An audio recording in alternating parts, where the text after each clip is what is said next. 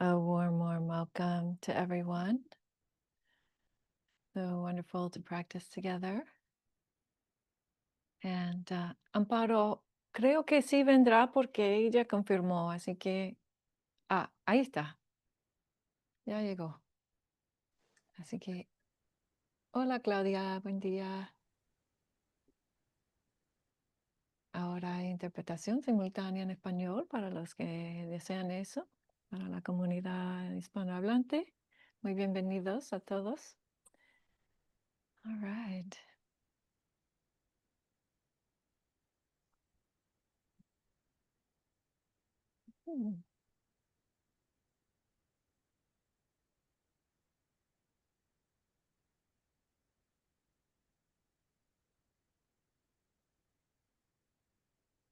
So welcome again, everyone. And this is the Sunday Sounds of Dhamma program. And that means that, as usual, we'll have about 30 minutes or so of guided meditation, about 30 minutes or so of Dhamma talk, and then plenty of time for questions, comments, reflections at the end. And just to start out with some announcements. So we have our autumn gathering happening on October 11th at 11. You can attend in person or you can attend online, and it is a wonderful, joyous occasion. I really encourage the whole Sangha to come. It's really a beautiful, joyful time. And there'll be some email invitations going out. So if you're not already on the email list, you can do that on the website. It's about halfway down the homepage, a place for you to sign up for the newsletters. We promise not to send you more than one a month because I can't write more than that many. And yeah, what else is happening? Yeah, Stephen's class is ongoing, drop-in class Tuesday nights, and book club is also ongoing. We have 2 more weeks of book club, so you can drop into the last part of the Heart Sutra discussion if that's of interest to you. And yeah, Death Cafe is happening, right, at Deborah Brodengen's house on Dia de los Muertos on November 1st, right after Halloween. We'll have Death Tea Room, actually, is what we're calling it, at Debbie's house. And the registration for November retreat is open. So Kodo will be assisting on that one. So we'll be up at Berry Center in Massachusetts. And yeah, I think that's it. There's plenty more, but it's probably more than you can remember at that point.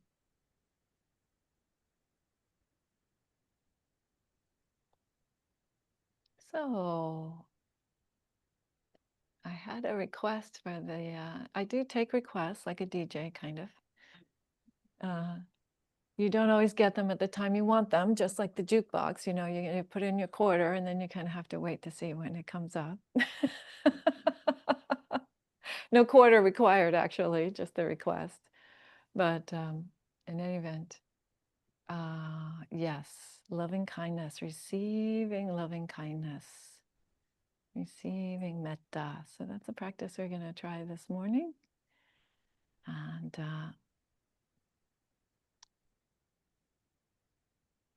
it's really very much based on the fact that Buddhism is global. There are thousands and thousands of people practicing at any given moment, without a doubt. And many of those people are practicing sending out loving kindness and sending out compassion and sending out joy and sending out equanimity. So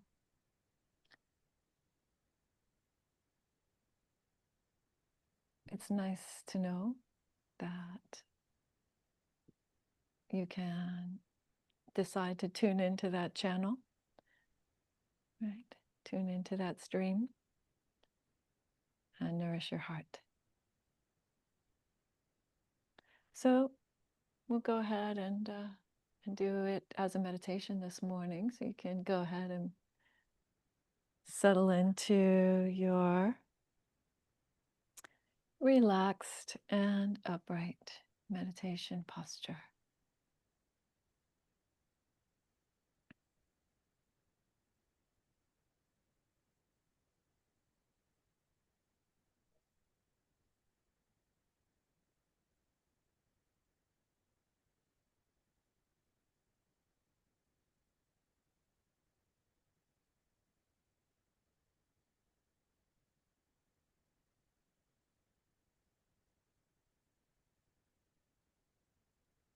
Feeling the weight of the body on your seat.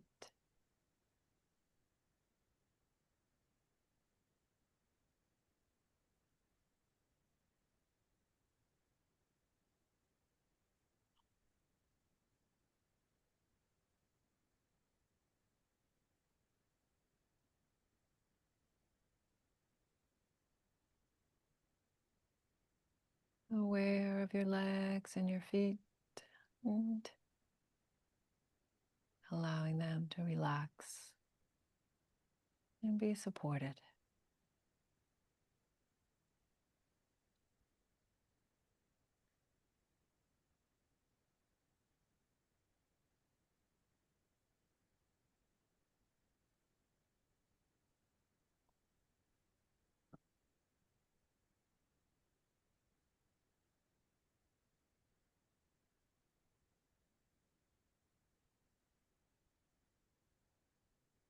And perhaps releasing the belly.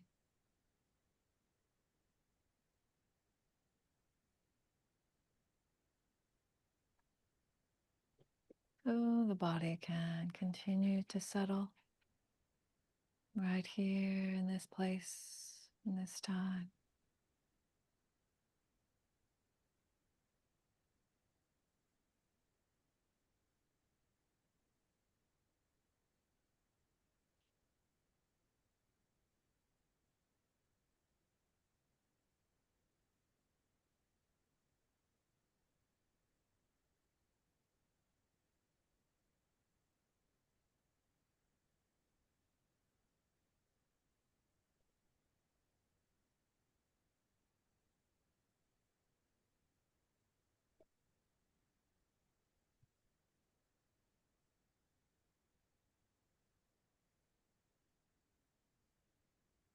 And moving the attention upward.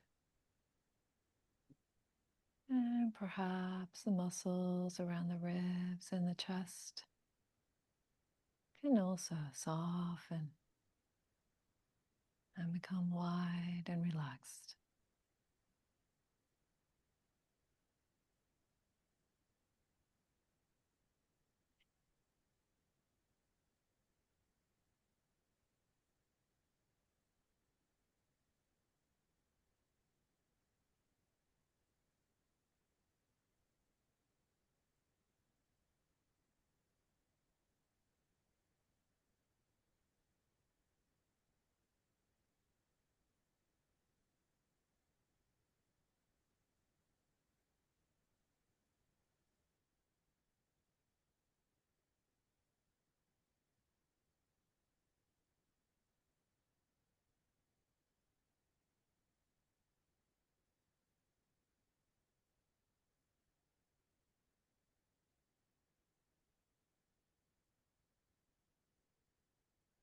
And allowing the neck to come into alignment with the spine.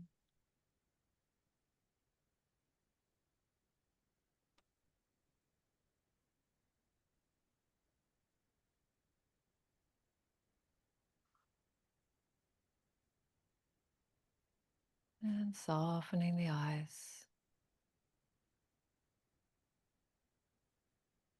And softening the mouth.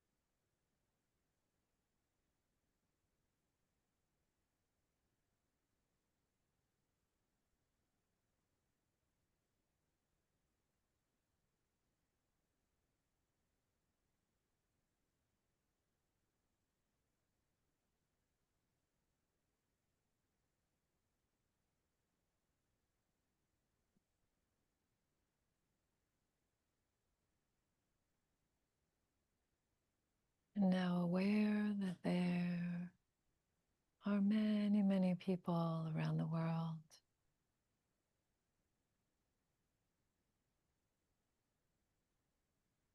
practicing loving kindness at this moment.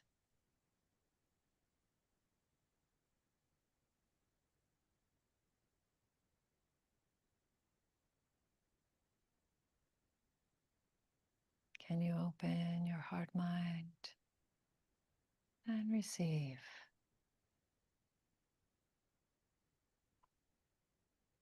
Receive that kindness that's coming to you.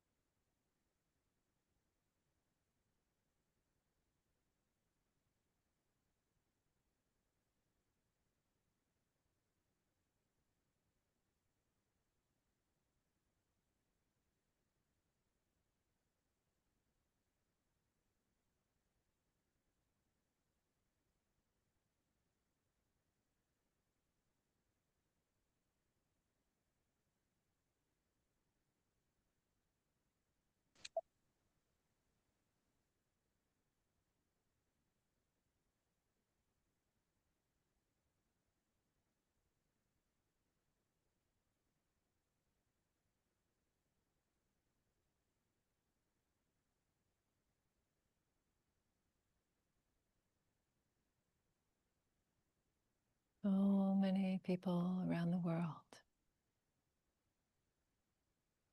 practicing metta, universal kindness.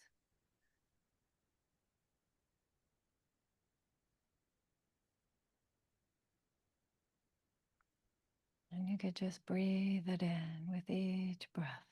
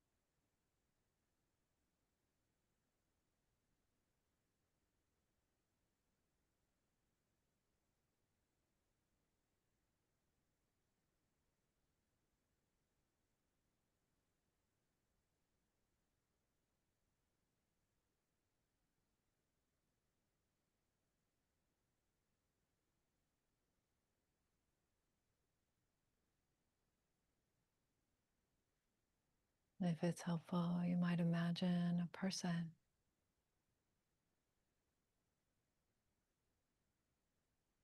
a grandmother in Burma,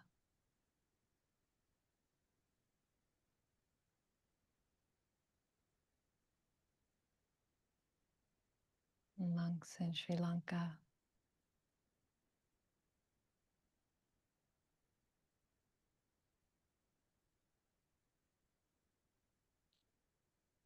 a dad in California rocking his child.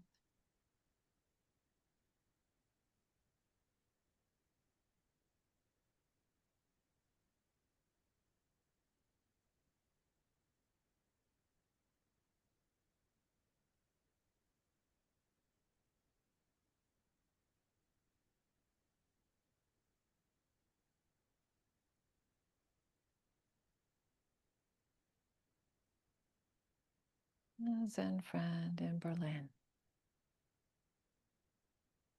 Any number of people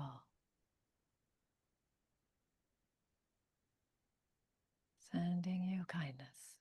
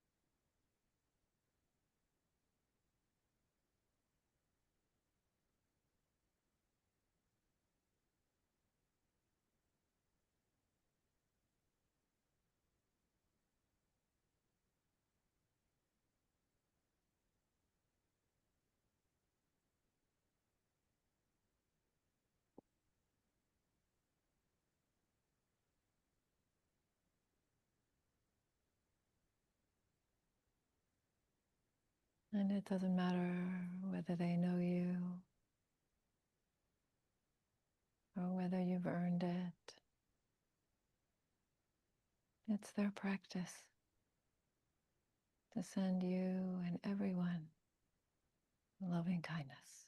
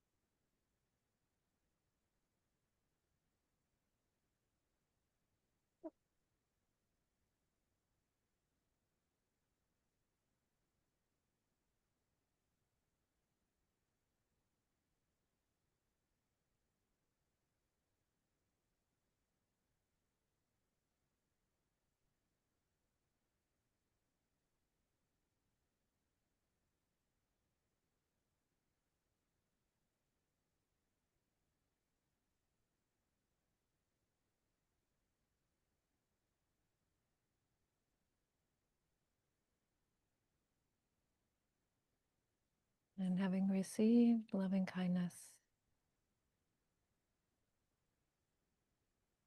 a lot or a little, then you can reverse the flow, can allow that to be shared. Sending out kindness in every direction.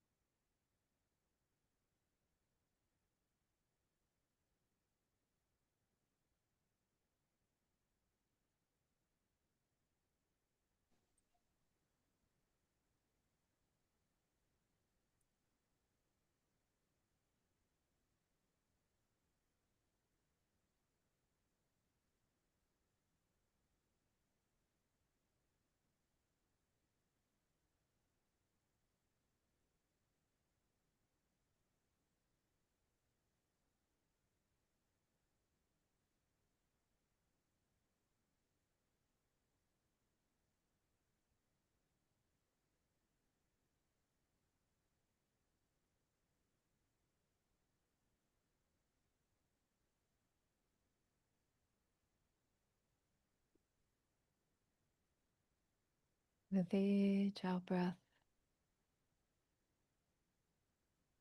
sharing loving kindness.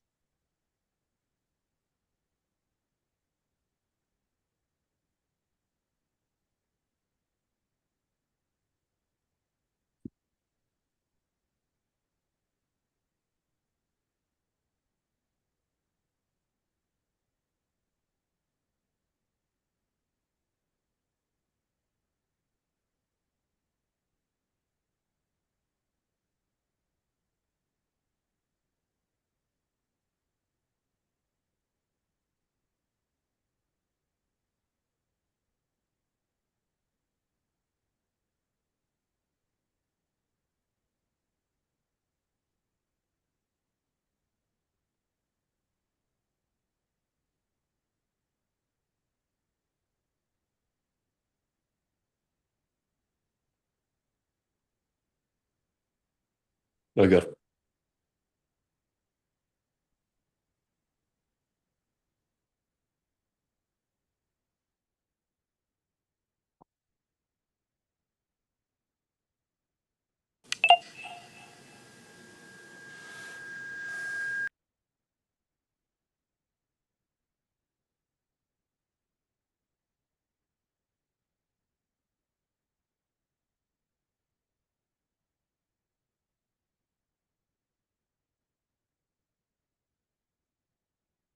And in these last few moments of the meditation, allowing that kindness to be as vast as possible. No obstructions.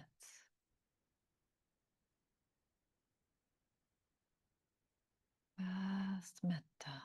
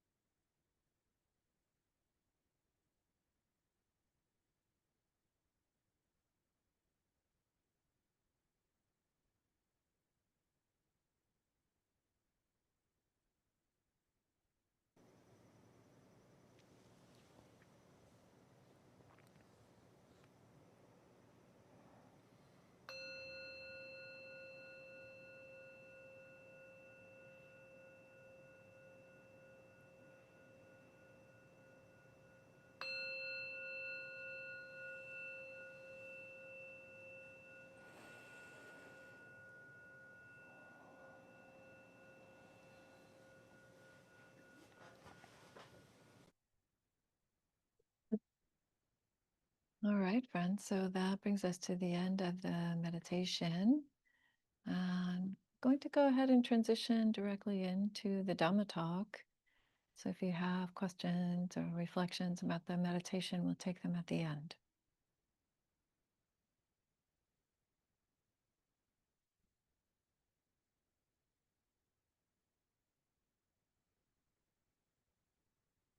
Okay, wonderful. So I'm going to begin, as always, with the homage to the Triple Gem.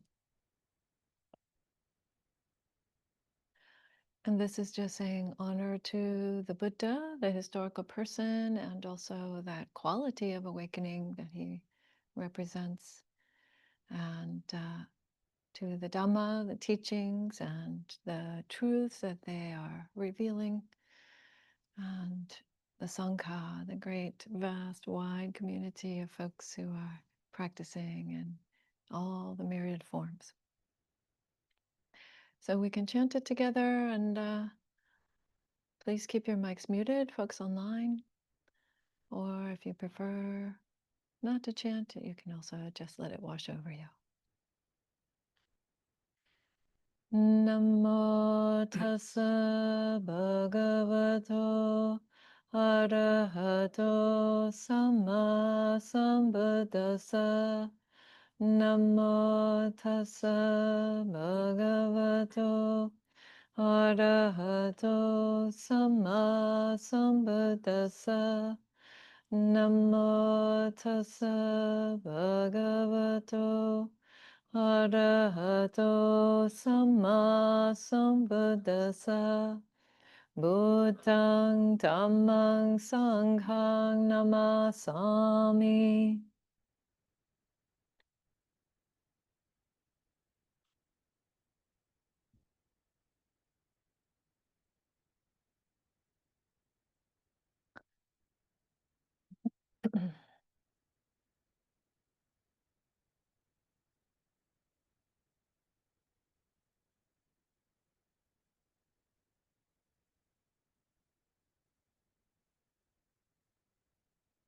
So I have been walking through an informal series on the 4 foundations of mindfulness. And in Pali, that's Satipatthana.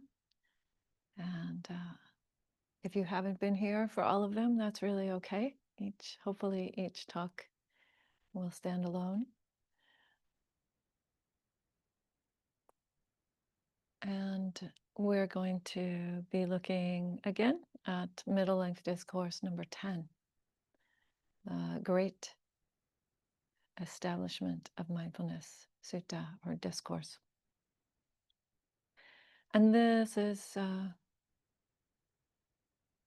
really a series of meditations, if you will, many different forms of mindfulness meditation, taking different attributes of our experience as the primary point of focus.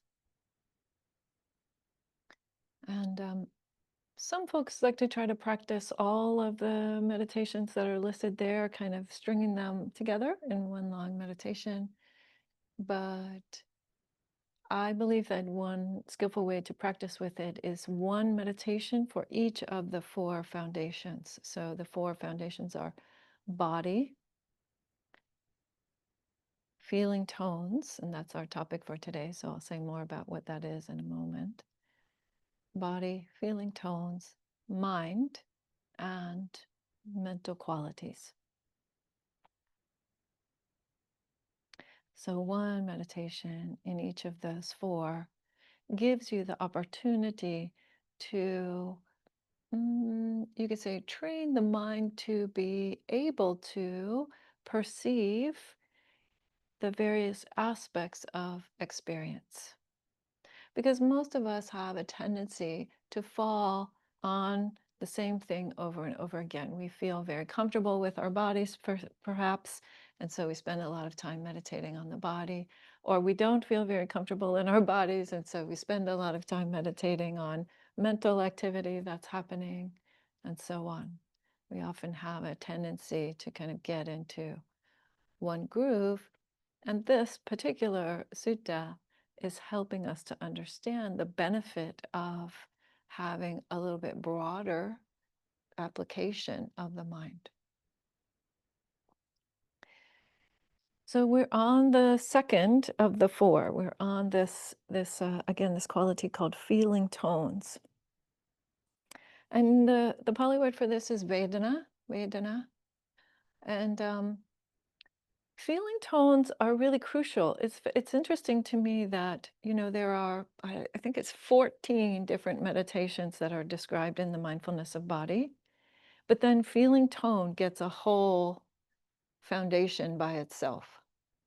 And then mind and all the stuff that's happening in mind, they each get several different meditations, many. Let's see, I think it's 10 in the one in the mind and maybe 24 or so in the qualities. But feeling tone is just feeling tone. It's just the one thing, and it's that important. It's so important, in fact, that the Buddha also mentions it in several other frameworks.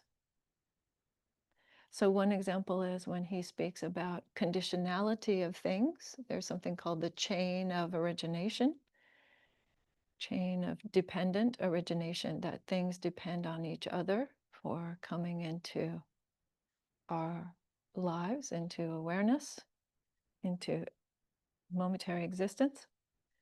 And in that, he also lists feelings, feeling tones, as something to be aware of, as a condition that is driving certain aspects of our life.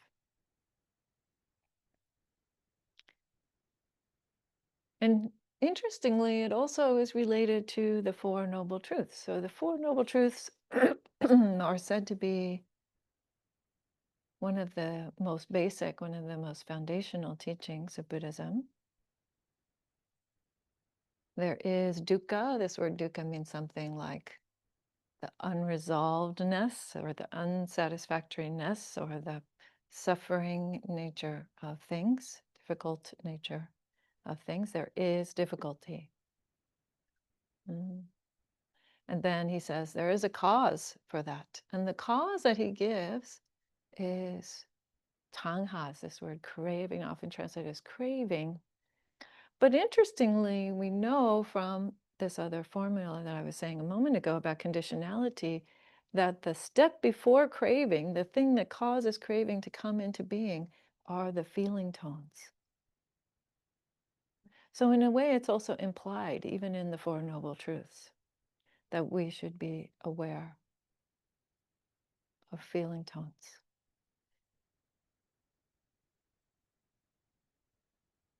So let me share with you from Middle Length Discourse number 10, Majjhima Nikaya in Pali, Majjhima Nikaya 10. And this one is, as I said, it's just one item, just one meditation, if you will. And so it's a little shorter than some of the other ones. So how does a committed practitioner abide contemplating feelings? Now, mind you that these are not emotions, right? Like sadness or happiness or anger or bliss or emotions are a more complex phenomena that has a different name.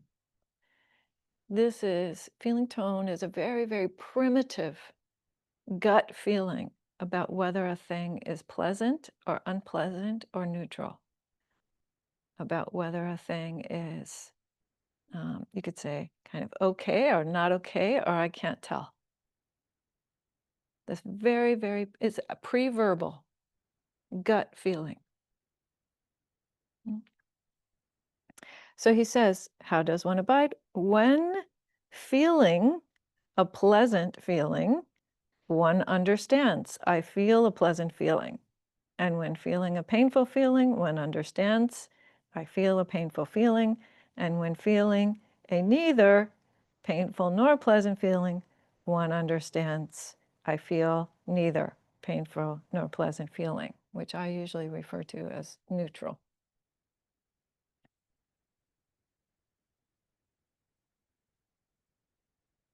Okay, so mindfulness of feeling means being aware of the feeling tone. And that might sound easy or it might sound obvious, but oftentimes we are having all kinds of responses and reactions and desires and rejection and attraction and all kinds of things that happen on top of that feeling, or you could say motivated by that feeling. And that's more what we're aware of than the feeling itself.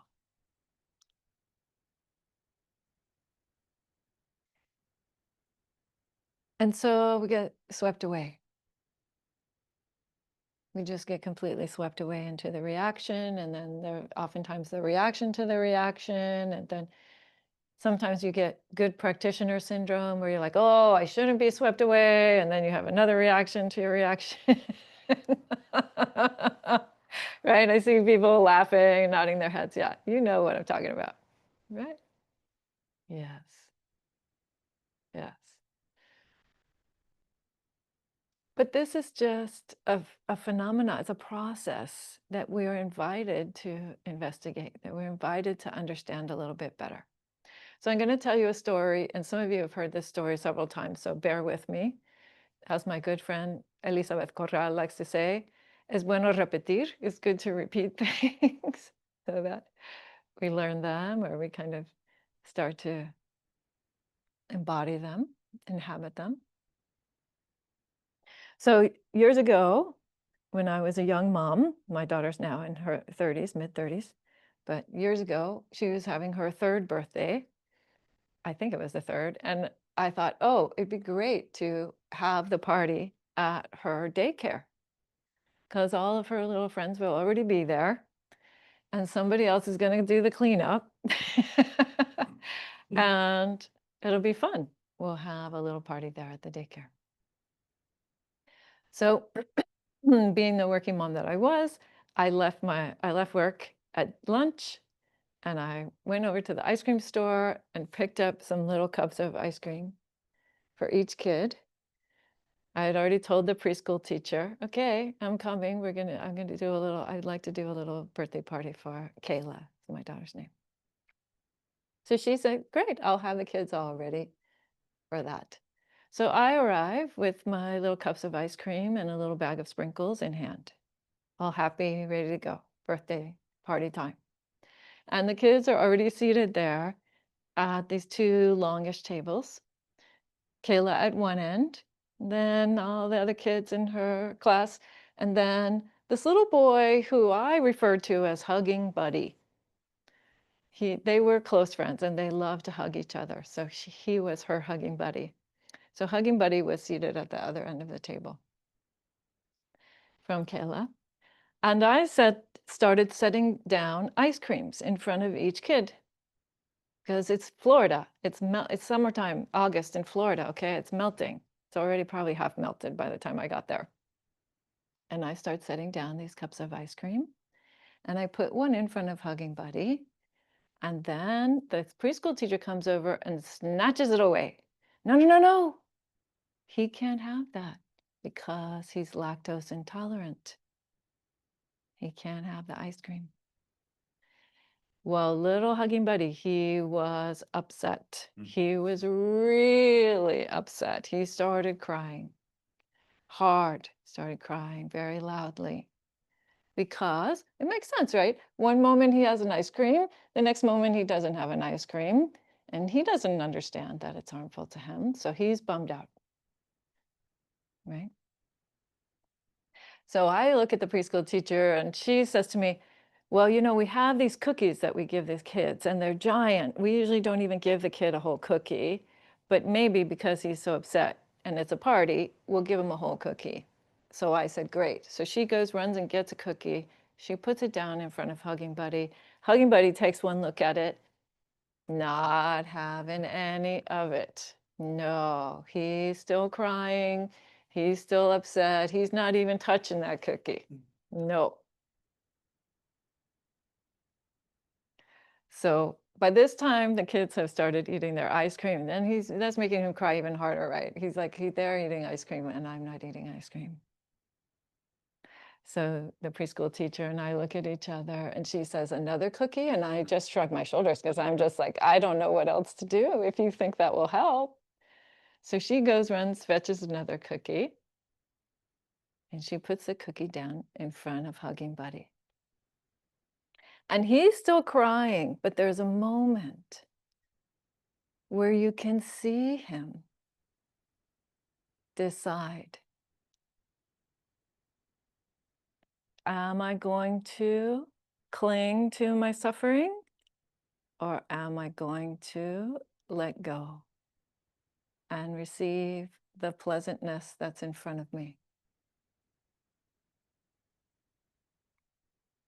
And in that moment, Hugging Buddy makes a choice to eat the cookie, picks up his cookie, stops crying.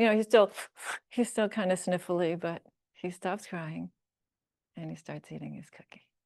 Yay! Whew, what a relief, right? For all of us. For all of us. But I tell this story for several reasons. One is because we're all like that. We're all like Hugging Buddy, clinging to some suffering of the past. That moment is gone, so let it be gone. Hmm? Let it be gone and find the goodness in this moment. Hmm. And the other reason I tell the story is because Hugging Buddy was clearly mistaken. Now he's a little boy, so we wouldn't expect him to understand what's going on. But his Vedana, he has a pleasant feeling about ice cream, right? Even though ice cream is harmful to him. And we too are making that mistake about some things in our lives, right? We too have a pleasant feeling about some things that are not so wholesome for us or so helpful for our path to peace and awakening, maybe. And when we see that, sometimes it even takes time, even after you see it, right? To start to change, to be willing to go against the unpleasant Vedana of letting it go, because maybe there's some unpleasantness about having to let it go. Right? So even though generally we would say, generally, the concept is that we tend to gravitate toward what's pleasant. We want more of that. And we tend to be aversive, we tend to reject, we tend to push away that which is unpleasant. That's just a generalization. Sometimes, actually, the opposite is happening, right? Sometimes we're very attached to what's unpleasant. We're very identified with what's unpleasant.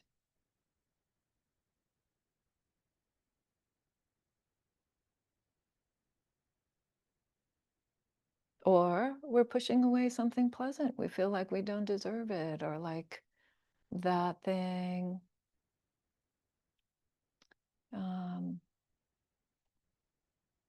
isn't enough, or isn't going to stay, or any number of reasons why we might not be willing to accept the pleasant. So actually, even though it was a request, this morning's meditation was right on, right? How can you receive some beautiful, pleasant, loving kindness that's coming to you? Or are you pushing that away or ignoring it or feeling like you don't deserve it or feeling like it's not real or just studying those things. This is not a reason to criticize. We cannot criticize ourselves into enlightenment. That's not how it works, right? But it is about discernment. It is about really studying how it is that we're engaged with the facts of our lives and the truths of our lives and what's pleasant or unpleasant about that. And what about the neutral? You know, the neutral is one of the most fascinating things. So neutral feeling tone, it means you can't really kind of get a handle on it. You can't really tell if it's pleasant or unpleasant. And so oftentimes, in a general sense, what we do is we just ignore neutral feeling tone. And why is that? Well, because it doesn't really allow you to assert your sense of self. It doesn't really allow you to assert, oh, I like this, or I dislike this, or I want this, or I don't want this, because it's too plain for that. That's one reason. Another reason is because it might be hard to find. It might be that when neutral happens, you feel like you're not sure whether you're observing neutral or whether you've just checked out and your mindfulness is weak. Right? You have to be very careful about that. People can get a little bit confused about what's going on there on both sides of that equation. But actually, neutral feeling tone is one of the most valuable. And actually, if we observe carefully, we will see that it's pretty frequent in our experience. But the reason why it's important is because if you want to settle into a peaceful mind, a focused mind, a quiet mind, then you need to be willing to hang out with neutral feeling tones. Neutral feeling tone is critical for concentration, deep states of concentration. So concentration starts with relaxation in the body and with a lot of intense joy usually. Some degree of joy. Two kinds of joy actually, piti and sukha. But those things, if it's going to go deeper, it goes deeper by what? By those things calming down and the neutral becoming the primary feeling tone. So learning how to be comfortable with, how to be willing to hang out in a neutral space and not be concerned that or get bored or slide off of it and ignore it is very useful. It's an important training on the path.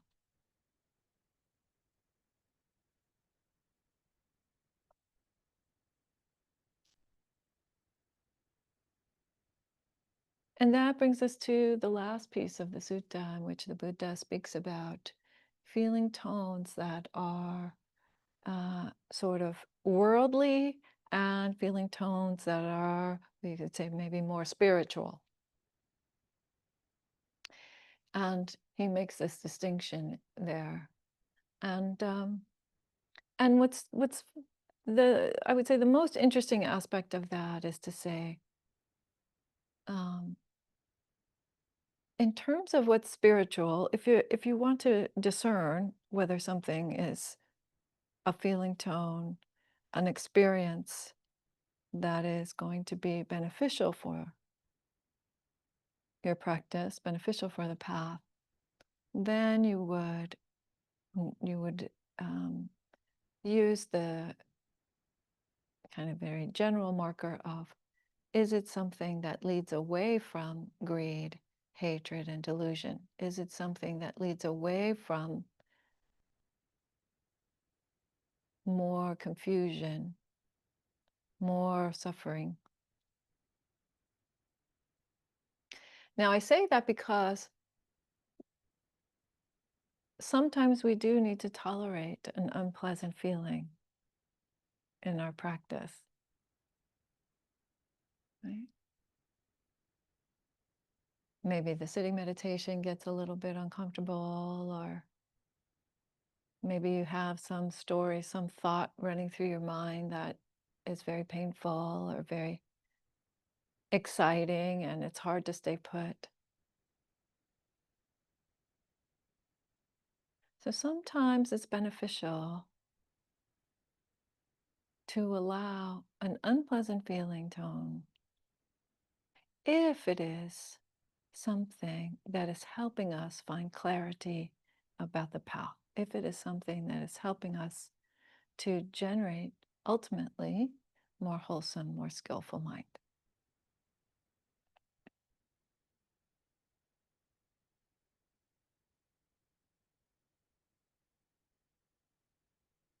So just like Hugging Buddy, we can make those wise choices.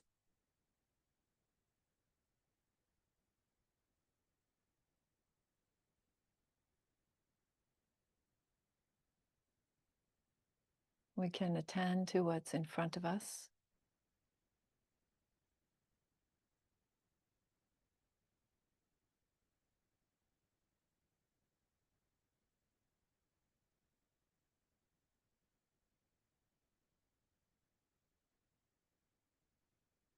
And we can know that all of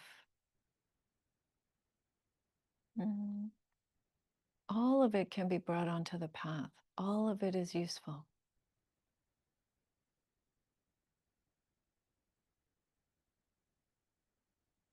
You know, it's significant that when people were close to the end of life and they were in a lot of pain, they would ask the Buddha what to do, what kind of practice to do at that time. He didn't tell them to go, even the ones who were capable of it, he didn't tell them to go into these deep, refined meditation states where you don't feel the body anymore and it's all neutral feeling tone. That's not what he said. He said, attend to what's here mindfully. Notice how it comes to an end. And then attend to what's here mindfully.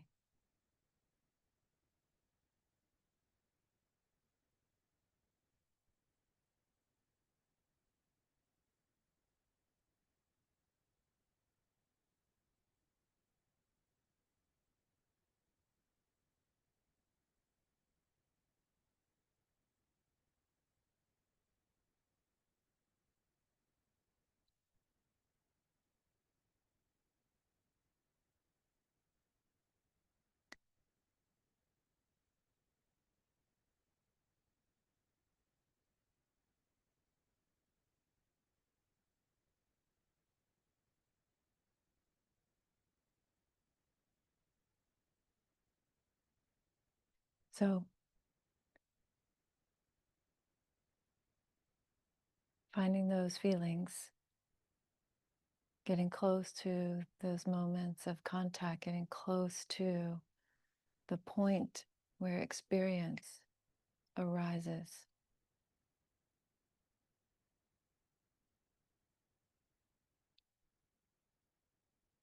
No matter whether it's pleasant or unpleasant or neutral, will teach you about the nature of this life.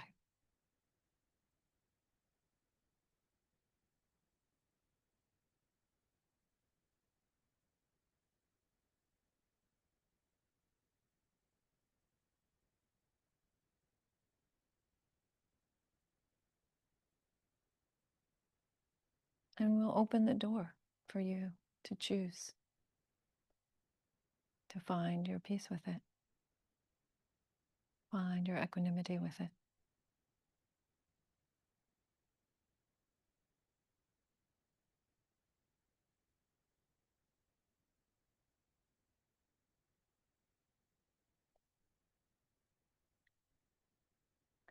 Alrighty.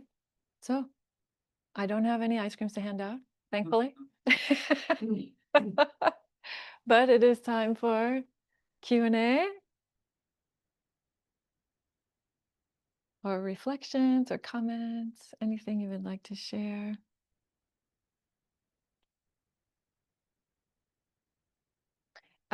Yes, Julia. Hi. Hi.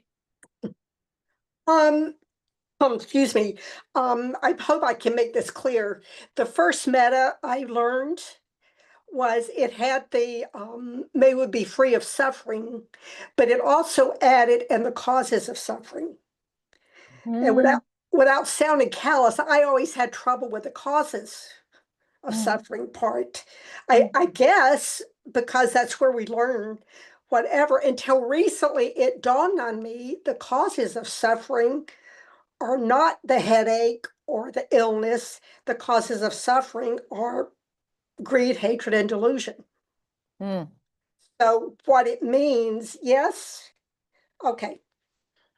So I can, all right, thank you.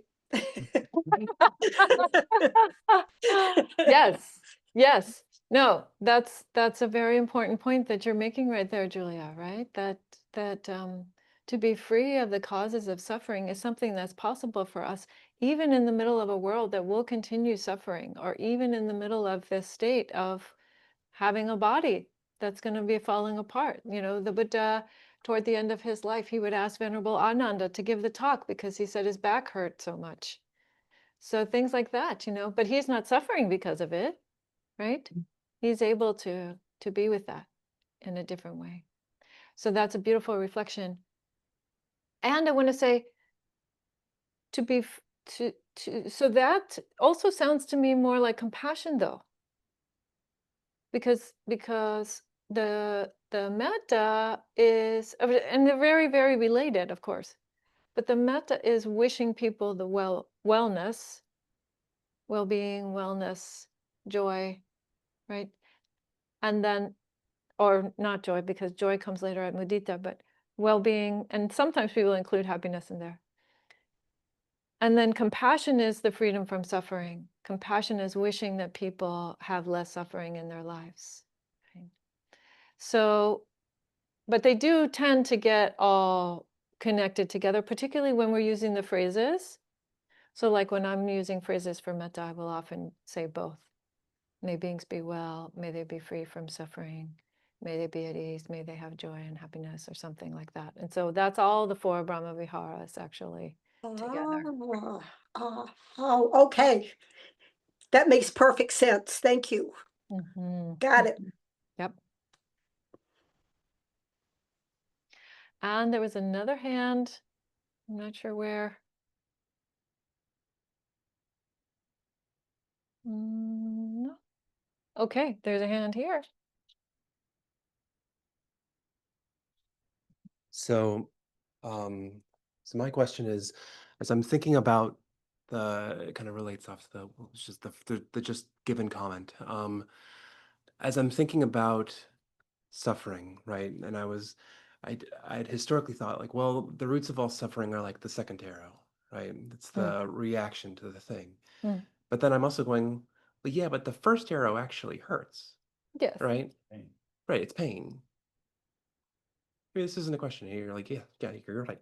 I mean, I guess my question is suffering simply the reaction to the thing, or is there the thing? Like, I guess that's my Yes. poorly articulated question. No, I think that is the way to ask it. I mean, it is.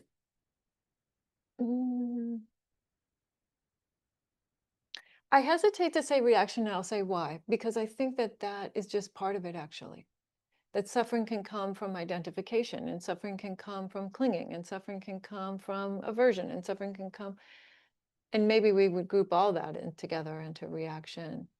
But it's not just a matter of saying, oh, I understand that this is painful, and therefore I'm free of suffering, right?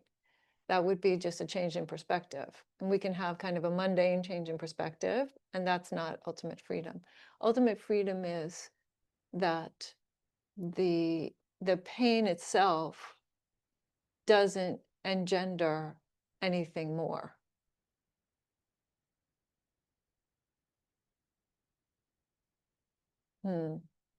So yeah, we could, if we group all those other things into reaction, into sankhara, you could. But I would say even like the perception is a problem sometimes.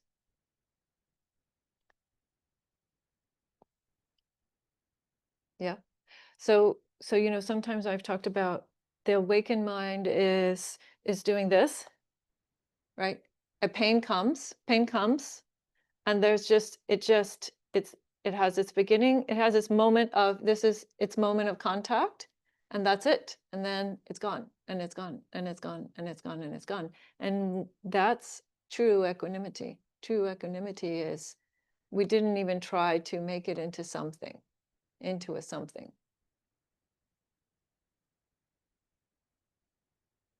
Hopefully that helps. Okay.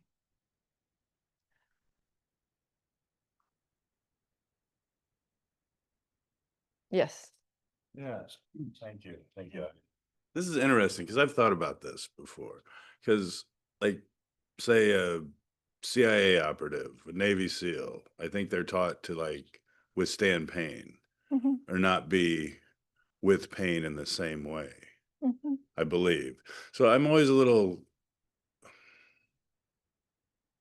are we just doing the same thing? Are we just learning to cope with pain? Or, yeah, that's where I get a little confused about presentations about this sometimes. Sometimes it's presented as, oh, we're just overcoming this pain, by not leading to suffering. It's just happening.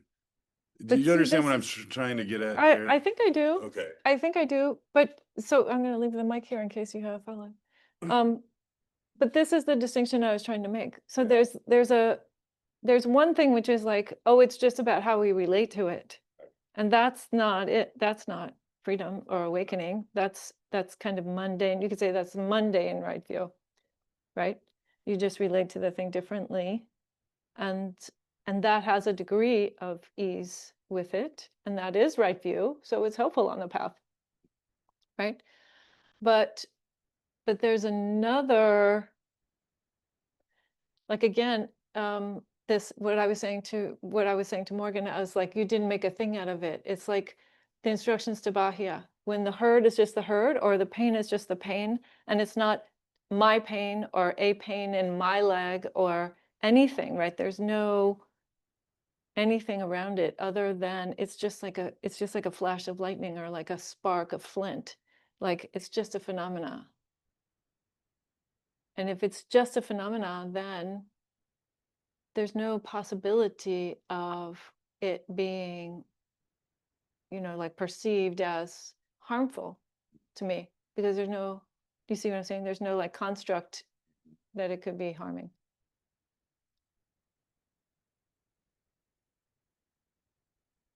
So the sense of self has to drop away. In other words, the sense of a self has to drop away for that next level of, right? Because up until that point, and this is natural, it's not something we should criticize ourselves about, but up until that point, we have a sense of protecting and defending and caring for this thing, this body, this mind. And so when pain happens or when difficult things happen, we are trying to navigate that. We're trying to manage that. And that's fine. But again, the problem being that we think somehow that we will find our freedom within managing that or controlling that, but that is impossible. Absolutely impossible. Right? Because just as you said, night of Vedana still happens. Right. Yeah, so it's related a lot like to our practice of mindfulness of the body. We're moving beyond the sense of ownership of the body, or that the body is some true self of mind. Mm-hmm. And we're doing the same thing with waiting. Mm-hmm. Yeah. Did everybody hear that? Yes. Okay, good. Thank you. Okay, Morgan's got a follow up. Let me just check with anybody online too before we go there. Anybody online? Claudia dice que tiene algo. Okay, hold 1 second there, Morgan. You keep the microphone, please. And I'm going to. Yes. Can you hear me? Yes, Yes, two things. Can everybody use a mic, please? Because if I translate, my volume and the volume, and I stop hearing. You know what I mean? So okay. I would really appreciate. Also, the speed, I would really appreciate. Okay. And yes, and about the pain, yeah, I was wondering, when people has this pain that never goes. There's pains that come and go, but there's pain, especially people with cancer, terminal illness, where pain never goes. Yes. It's not impermanent. Well, so what can I put you back? Yes. Okay. So everybody can hear the answer to this. So Claudia's question, just to allow her to repeat it, is about people who have chronic pain, maybe with cancer or near end of life, who don't see that that it seems like the pain is permanent and not impermanent, that the pain is not. And I would say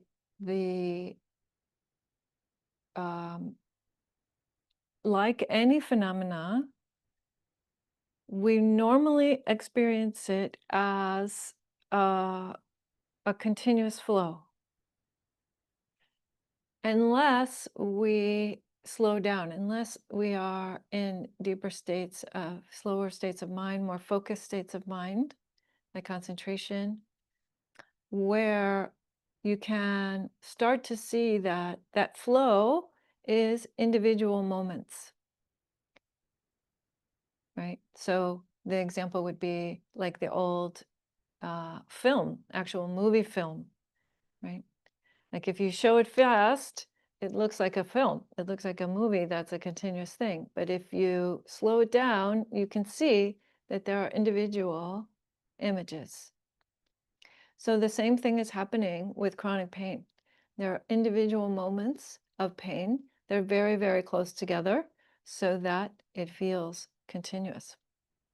And I haven't experienced chronic pain, so I'm not an expert on this, but I do know that what some people have said about being able to work with chronic pain is to try to observe those variations, try to lean into, if you will, or try to be very present for the times when it's a little bit less, just that tiny bit of relief, tiny bit of relief, and be aware of those.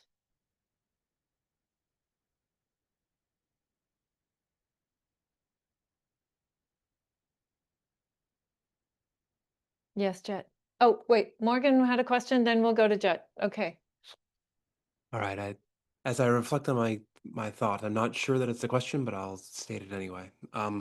So there have been moments in in meditation where I'll be in a sit and my foot will hurt, or my lower back will start to ache, and I'll start to want to move, and then I'll have the thing of like the back of my mind going, well, no, that's a gift, because it's in the moment. And I can, like, it's a thing that if I was to focus on the pain and accept it, then I would be in a place where I would be like, it would force me into the present because I would be experiencing the pain. Do you see how this isn't quite a question? I'm almost wondering, The like, reflection. it's a reflection, but it's also, I guess I'm wondering am I thinking about that incorrectly? Am I? No, that's one way to practice. It's one way to practice, for sure.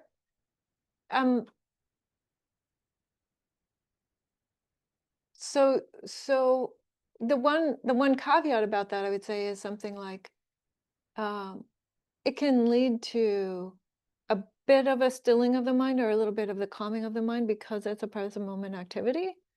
But that kind of practice is unlikely to lead to concentration because concentration requires pleasant to get into it. The deeper states of concentration, lesser states of concentration, no problem. But like if you want to do jhana or something like that, then you can't do jhana based on that kind of a practice. Yeah. But yes, it's perfect. I agree with you that it is like any other bodily sensation, right? Like the movement of the air, of the breath.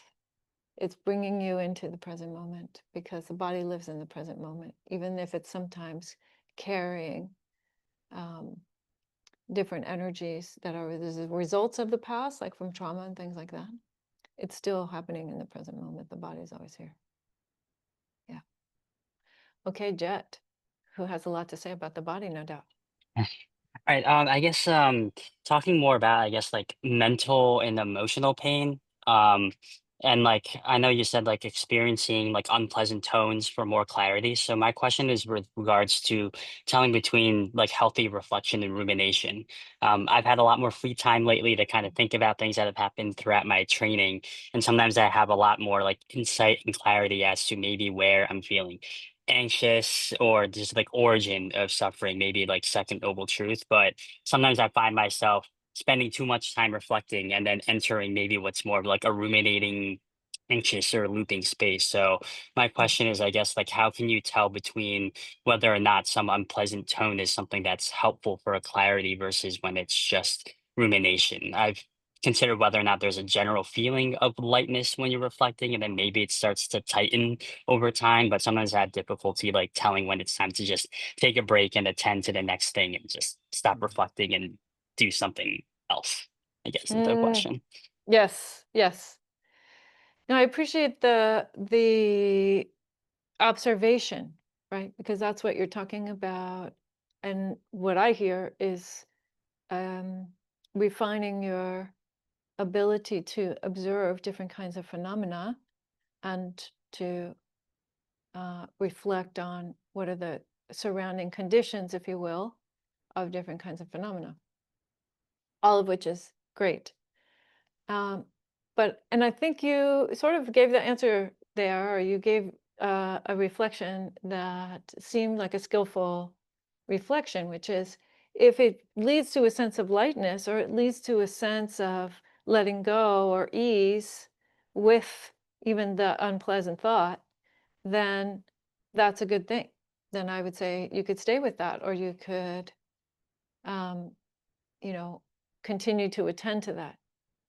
But if it starts to spiral downward, right? If it starts to feel heavy, if it starts to feel very dull, if it starts to feel like sometimes like a contraction in the body or a hardening in the body, then that's a sign that that's enough, right? That the negative tone of the thing is becoming kind of repetitive, right? So we know that whatever we do frequently with our minds becomes our habit, right? So you want to be habitually, if you can, habitually attending to things in a way that's leading to more ease and leading to more lightness rather than more pain.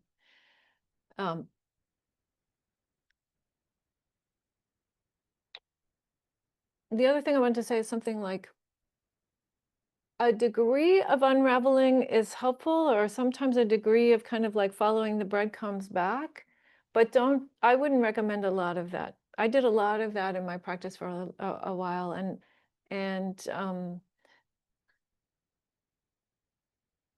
it's taking you down a direction of having the past as your object all the time, right? So again, if you do that intentionally, if you're careful about it, if you're saying now in this moment, I'm going to sit down and I'm going to think about something that happened to me in school that I really disliked, that's intentional and that's mindful and that will do well. But if you would live there all the time, then that's not so good. Did that help, Jet? Is it specific enough? Yeah, definitely helpful and specific. Appreciate that. Okay, great.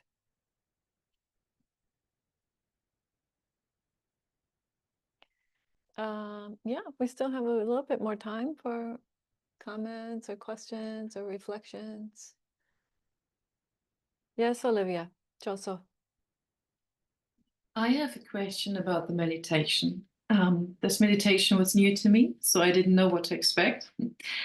And I would say I didn't receive metta, but I was full of mudita. So I felt so much joy about this wholesome things that they were happening from other people. And then I noticed when I focused on the mudita and tried to observe that, COVID was gone. And then I went back to this picture that people were sending metta, and the mudita was immediately back again. And then I was a little bit confused about what to do next. So do I just enjoy the mudita or and wait what might be happening next, or should I observe something else? Because I would really try it again. So mudita is one of the other Brahma viharas, as you know. It's one of the other, there are 4 heavenly dwellings or blissful dwellings. And so it's fine just to hang out in mudita for a while. That's lovely. That's wonderful. And it can be done in the same style of meditation, right? This kind of opening the mind, right? So there are 2 key aspects to practicing any of the Brahma viharas. One is establishing and reinforcing a wholesome intention, whether it be for kindness or compassion or joy or equanimity. And the other one is these states as boundless states, as states where the mind can become very, very, very vast and full of this pleasant phenomena. So if you want to use mudita instead of metta for that, that's fine. But if you want to think about how to receive metta, I would say to receive metta is something about understanding this interconnection. You know, that someone else's practice could actually affect you in a positive way. So I'm going to send you lots of metta, Joso, and then you can let me know if it landed or not. Stick with the joy. Yeah, the joy. Satchidara says, just stick with the joy. He's happy. He would be happy to be happy. All right. Beautiful. Well, friends, we're pretty close to the end here. Dana, would you like to please make the announcement then? Okay. The practice of giving and receiving has been a part of Buddhism since its inception. Giving to Dassanaya Buddhist Community supports our guiding teacher Dhammadīpā, the physical location at the vihara, and allows us to continue to offer Buddhist teachings in the support of awakening of all beings. Our support pages are on the website under the support tab. One can donate, volunteer, or offer material things. In addition, about once a month, we send an email newsletter with a letter from Dhammadīpā, notice of meditation, classes, and retreat schedules. You can subscribe on the homepage. Thank you. Thank you, dear Dana. And thanks to everyone for their supports, all kinds of supports, including just being here practicing together, seeing your faces and knowing that you're on the path, really is wonderful. I also want to give a special thank you to Claudia Gutierrez, who is our interpreter today, and we very much asked a lot of her today because this is one of my favorite Dharma topics. The 5 khandhas is one of my favorite Dharma topics, and so I'm very enthusiastic, and apparently I'm talking a little faster than usual. So thank you, dear Claudia. And yes, we are going to dedicate the wonderful, beneficial karmic momentum and karmic results of our beautiful practice here today to the well-being of all beings, that all beings might know joy, might know the peace and freedom that comes from true wisdom. By the power of the Buddhas, the Dhamma, and the Sangha, and each one's efforts, may every being be liberated.